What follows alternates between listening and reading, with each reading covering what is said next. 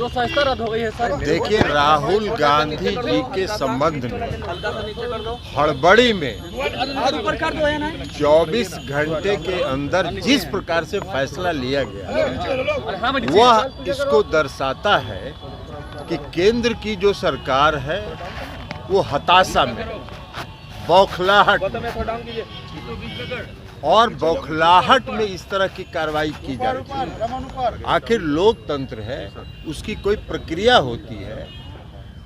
Court का जो फैसला होता है वो चुनाव आयोग जाता है, चुनाव आयोग के माध्यम से वो स्पीकर के यहाँ पहुँचता है, तब वो फैसला होता है। अब ये 10 घंटा के अंदर सारी प्रक्रिया पूरी कर ली जाए तो इससे साफ झलक रहा है कि इसमें केंद्र सरकार की कहीं न कहीं भूमिका है, सक्रिय भूमिका है। और यह भूमिका जो निभाया है केंद्र सरकार ने वो बौखलाहट में निभाया है। वो हताश हो चुके हैं, जनता का जो उनसे विश्वास हट रहा है उसके कारण हताश है। लेकिन वो चिंता नहीं करे, इस देश की जनता बहुत सजग है, सब देख रही है। 2024 में एक एक उनके कदम का हिसाब ले। तेजस्वी यादव को लेकर क्या कहिएगा? तेजस्वी यादव जी के बारे में वही हो रहा है। आप एक बात बताइए ना कि जिस बात की वो चर्चा कर रहे हैं कि 2008 में कंप्लेन हुआ, तो 2008 से 2014 तक आप कह सकते हैं कि भाई यूपीए की सरकार थी, कार्रवाई नहीं हुई। लेकिन उस समय भी जांच हुई, सीबीआई ने उस फाइल को बंद कर दिया। लेकिन 2014 से तो आपकी सरकार थी, अगर उसमें कुछ साख था तो क्यों नहीं कर रहे थे? 2022 में जब महागठबंधन में नीतीश कुमार जी फिर से शामिल हो गए तो आपको एकदम दिव्य ज्ञान हो गया साक्ष्य का और कार्रवाई करने लगे। तो ऐसा दिव्य ज्ञान तो उसी को होता है ना। तो इसलिए ये जाहिर है कि जो केंद्र की सरकार है वो सीबीआई का, ईडी का, इनकम टैक्स का इस्तेमाल राजनीतिक कारणों से कर रही है, अपने राजनीतिक विरोधियों को परेशान करने के लिए कर रही है, उन पर दबाव बनाने के लिए कर रही है। लेकिन देश की जनता सब देख रही है, समय पर उनका हिसाब चुकता हो। और एक बात और जान लीजिए कि 14 राजनीतिक दलों ने एक साथ सुप्रीम कोर्ट में याचिका दायर की है।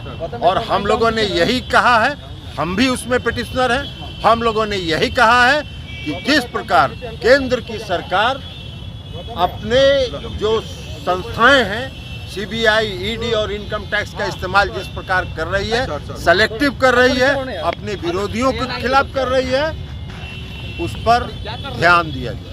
और सुप्रीम कोर्ट ने 5 अप्रैल को तिथि निर्धारित कर दिया है उसकी सुनवाई। आपने इमरजेंसी का भी दौर देखा है, अब इस दौर में कैसे कहेंगे? ये अघोषित इमरजेंसी है।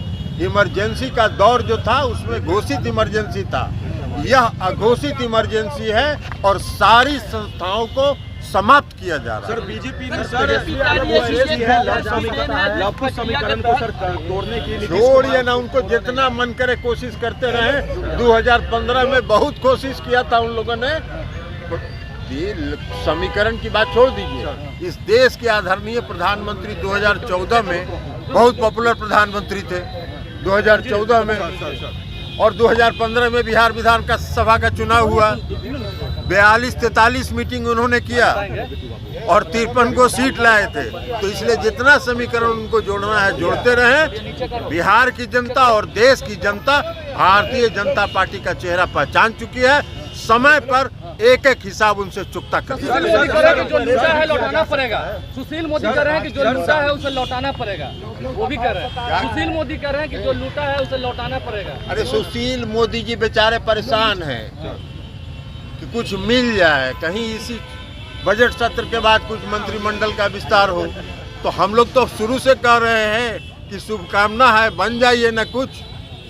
अपने सपनों की आशिया को दे एक नई पहचान माँ भवानी डेकोर प्राइवेट लिमिटेड के साथ, जो है ऑथराइज्ड डिस्ट्रीब्यूटर ऑफ कजारिया। देश की मिट्टी से बनी टाइल से देश को बनाते हैं। और जहां मिलती है सभी प्रकार के Indian and imported granite, marble, sanitary एवं कोटा स्टोन का अनोखा एवं आकर्षक संग्रह। माँ भवानी डेकोर प्राइवेट लिमिटेड मतलब a complete floor solutions. New 0 mile Dadar road, Muzaffarpur. Call 9934753111।